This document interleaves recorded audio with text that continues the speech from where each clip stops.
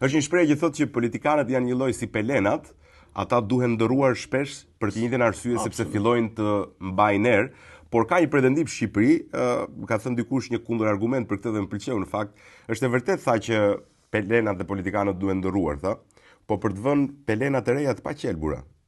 Absolutisht. Dhe këtu ka një pretendim pastaj që edhe pelenat e tjera janë viner pa ardhur akoma. Shiko, atëherë do ta klasifikoja duke qenë se ne nuk kemi rrit me pelena, kemi rrit me napa.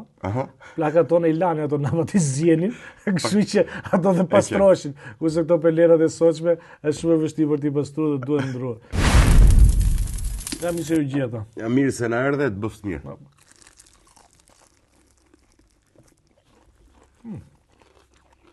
Që të bërrumi parë, duket që... Në ndjeve diçka?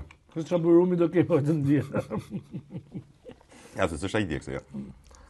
S'ka, përballueshme. Nëse politika do ishte që shumë i shpreh në këtë formë, politika është cirk, thonë.